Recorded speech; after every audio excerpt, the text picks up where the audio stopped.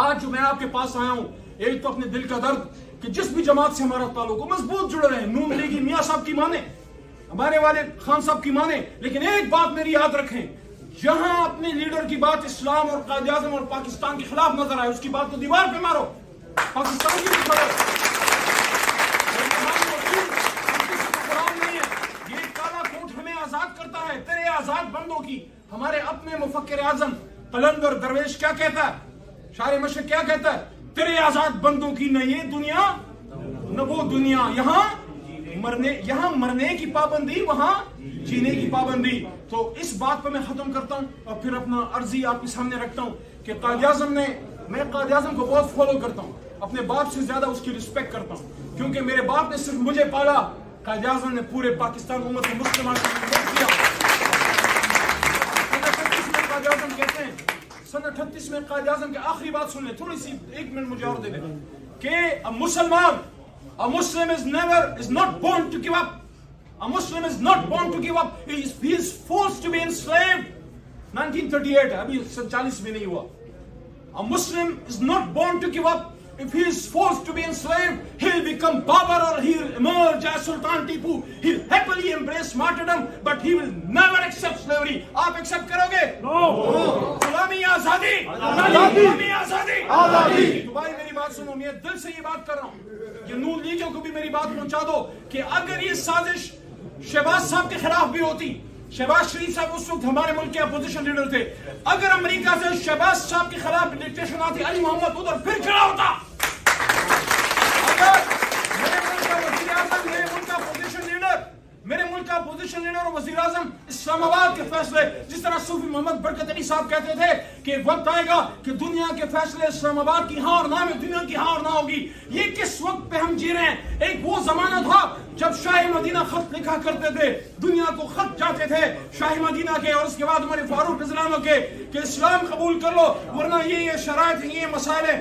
آج یہ وقت آ گیا ہے کہ محمدیوں کو اسلام کے نام پہ بنے ہوئے ملک نیوکلیر اسلامک اسٹیٹ کو ویسٹ سے، امریکہ سے، صہیونیوں سے لیٹر لائیں گے کہ اس آدمی کو نکالو، اس کو نکالو تو تمہارے ساتھ ہم سہولت سے چلیں گے، نہیں ہے تو اس کے بعد things will get tough for Pakistan. We will not accept dictation of US. We as the lawyers stand against dictation. We want an independent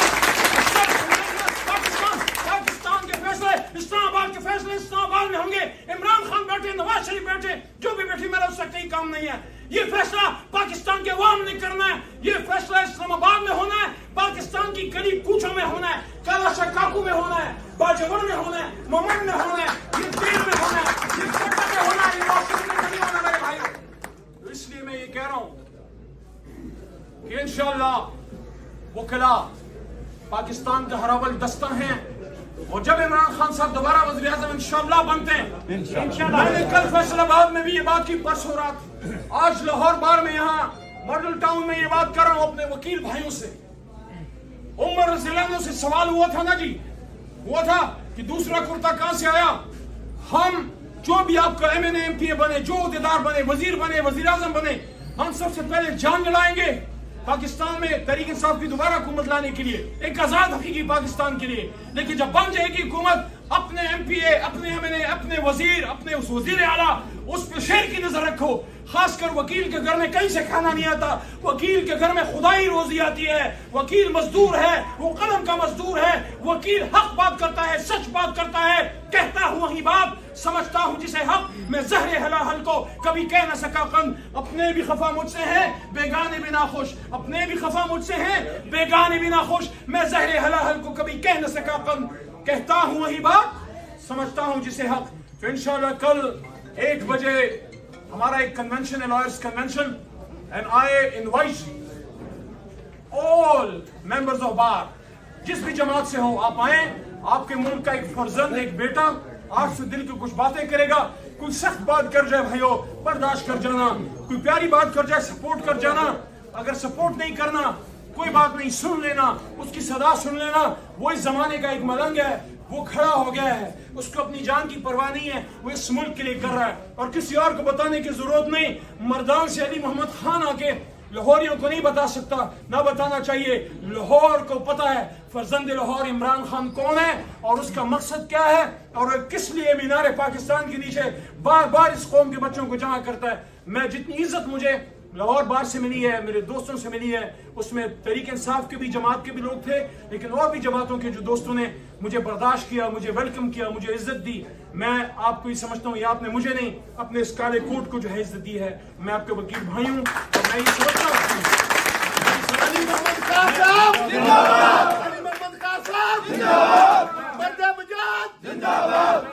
آخری بات، اور میں یہ